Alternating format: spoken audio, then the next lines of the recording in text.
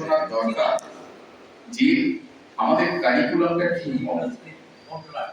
আমরা যে জন্য এখানটাতে এসে উপস্থিত হয়েছি, যাতে এই শিক্ষার্থীরা যারা বিএড এবং এমএড এ ভর্তি হয়েছে তাদেরকে ঠিক দিশা যাতে আমরা দেখাতে পারি। আমি একটু ইউনিভার্সিটির প্রতিনিধি হয়ে এখানে উপস্থিত হয়েছি, কারণ হচ্ছে ইউনিভার্সিটির একটা বড় রেসপন্সিবিলিটি এবং এই কলেজের একটা বড় গুরুত্বপূর্ণ দায়িত্ব হচ্ছে আপনাদেরকে পরীক্ষা করা, এবং এই পরীক্ষাটা অবশ্যই হবে এই সিলেবাসের মধ্যে। তো আমাদের উচিত ছিল যে আপনারা কি জানতে চান বা কি পেতে চান। তো তার আগেই আমরা একটা কারিকুলাম ফ্রেম করে আপনাদেরকে তুলে দেওয়া হয়েছে, এবং আমরা আজকে একটা নতুন কারিকুলাম, কালকে কারিকুলাম তৈরি করতে যাচ্ছি, যেটা কিন্তু আমার মনে হয় অত্যন্ত গর্বের ব্যাপার। এই কারণে হচ্ছে যে বিএড কলেজ বা সেলফ ফিনান্সিং বলে কোনো কথা হয় না, কারণ হচ্ছে একাডেমিশিয়ান সর্বত্রই সমান, সেটা হচ্ছে সেলফ ফিনান্সিং কলেজ হোক, গভর্নমেন্ট কলেজ হোক, ইউনিভার্সিটি যা হোক, কিন্তু আমরা আজকে কিন্তু একটা মডেল কারিকুলাম তৈরি করতে চলেছি ভারতবর্ষের দিকে। এটাতে কিন্তু আমাদের একটা বিরাট রেসপন্সিবিলিটি। এবং যেখানটাতে আপনারা দেখলেন যে কারিকুলামটা আমরা ফ্রেম করতে যাচ্ছি, যে কারিকুলামটা হবে এডিপি 2020 লাইটে আমরা এই কারিকুলাম এবং ইভালুয়েশন সিস্টেমটা নিতে চাইছি। আমি কিছু ব্যক্তিগত অভিজ্ঞতার মধ্যে বলছি, তার কারণটা হচ্ছে যে কোনো কারিকুলামটা ফ্রেমিং হয়ে আজকে যে কারিকুলামটা আপনারা চলছে সেই কারিকুলাম সম্পর্কে দু একটা কথা বলবার চেষ্টা করছি। যে এই কারণে হচ্ছে যে স্বতন্ত্রতার এই জায়গাটাতে আমরা বারবার বলেছি, চৈতন্য স্যার তিনি কথা বলেছেন, এটা একটা প্রফেশনাল কোর্স, এটা একাডেমিক কোর্স না, এটা মাথায় রাখতে হবে। টিচার আসবে, টিচার তৈরি হবে, টিচার আমরা তৈরি করব কারিকুলামের মাধ্যমে। যে টিচার অত্যন্ত দক্ষ টিচার হবে ক্লাসরুমের জন্য, যার দক্ষতা থাকবে না সেই ক্লাসরুমের জন্য না। সুতরাং এই দক্ষতা তৈরি করার দায়িত্ব কিন্তু হচ্ছে ইনস্টিটিউশনের নয়, এই দায়িত্বটা হচ্ছে একটা কারিকুলাম ফ্রেমওয়ার্কের মধ্যে তৈরি হয়। সুতরাং ইপিসি বলুন বা যে সাবজেক্টগুলো থাকুক না কেন, সেই জায়গাটাতে হচ্ছে কারিকুলামের মধ্যে এমন কিছু আমরা ইনপুট করবার চেষ্টা করছি যেখানটাতে মানে হচ্ছে আপনারা কিন্তু হচ্ছে দক্ষ একজন শিক্ষক তৈরি হতে পারে। এই জায়গাটাতে আমরা বেশি গুরুত্ব দিচ্ছি। এখন ভ্যালু এডুকেশনের থেকেও হচ্ছে ভ্যালু এডেড কোর্সগুলো কোথায় বেশি গুরুত্ব, যাতে আপনারা এইখান থেকে পাস করে হচ্ছে ভবিষ্যতে হচ্ছে আমাদের একটা এমপ্লয়াবিলিটি যাতে হচ্ছে একদম নির্দিষ্ট করা যেতে পারে। শুনুন, আমার মনে হয়েছে এটা আমাদের নৈতিক কর্তব্য সেলফ ফিনান্সিং কলেজ হিসেবে আপনাদের একাডেমি অটোনমি দেওয়ার মূল উদ্দেশ্য হচ্ছে এখান থেকে হচ্ছে ভালো টিচার তৈরি করা। যদি ভালো টিচার তৈরি না করতে পারি তাহলে এই কারিকুলামের ব্যর্থতা।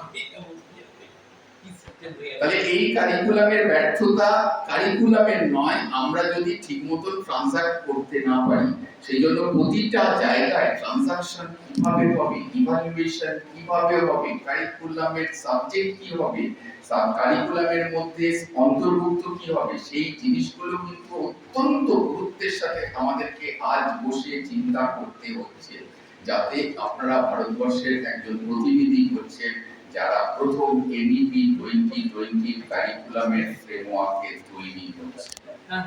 সুতরাং সারা ভারতবর্ষ, সারা ইউনিভার্সিটি, ওয়েস্ট বেঙ্গল তারা কিন্তু আপনাদের দিকে চেয়ে আছে, যেখানটাতে মানে হচ্ছে তারা দেখবে যে এই কারিকুলামটা সত্যি দেশের ভবিষ্যৎ ভালো শিক্ষক দিতে পারছে কিনা। তো সেই ক্ষেত্রে আমার যতটুকু মনে হয়েছে যে এটা অ্যাজ এ স্টেক হোল্ডার শিক্ষার্থীদের ওপিনিয়নটাও নেওয়া উচিত ছিল। As a stakeholder teacher এডুকেটরদের ওপিনিয়নটাও নেওয়া উচিত ছিল।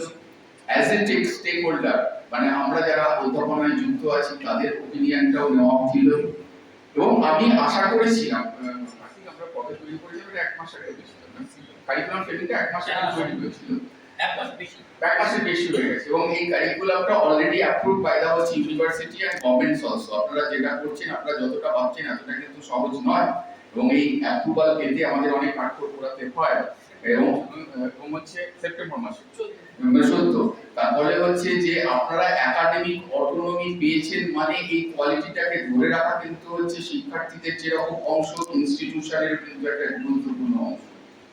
এবং এই গুরুত্বপূর্ণ অংশতে এই অ্যাফিলিয়েশনটা আমরা যেটাকে ইউনিভার্সিটি থেকে দেওয়া হয়েছে সেটা সবটাই ডিপেন্ড করছে শিক্ষার্থীদের আউটপুটটার উপরে। আমি আশা করব যে এইবারের যে কারিকুলামটা আমরা তৈরি করতে চলেছি সেই কারিকুলামটা কিন্তু হচ্ছে আগামী প্রজন্মের কাছে একটা আদর্শ কারিকুলাম তৈরি হতে পারবে যদি আপনারা আপনাদের সুচিন্তিত মতামতটা ঠিক মতন দেন। আপনারা কি চান, কি হতে চান, কিভাবে অন্তর্ভুক্ত হলে ভালো হয়, তারপর তো আমরা যারা এক্সপার্ট কমিটি আছি তারা সেগুলোকে ইনপুট করব। কিন্তু কি বলুন তো, ওপেন ফোরামে এটা ডিসকাশন হওয়া উচিত ছিল, যেটা আমরা আগের বারে করেছিলাম কিন্তু কোনো সাজেশন আসেনি।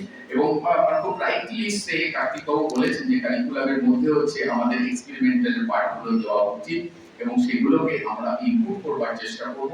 আমি আশা করি বালুরঘাট বিএড কলেজে সাফল্য তো আছেই, সাফল্য থাকবে, ভবিষ্যতে সাফল্য নিয়ে এগিয়ে যাবে।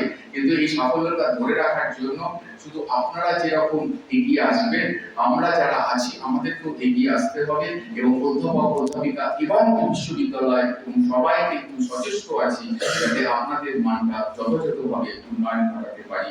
এই বলেই আমি ধন্যবাদ জানাচ্ছি যে আপনাদের উপস্থিতি, এবং আপনারাও কিন্তু ধৈর্য ধরে অপেক্ষা করুন যাতে আমাদের কারিকুলামটা ভবিষ্যতে দিশা দেখাতে পারে। নমস্কার।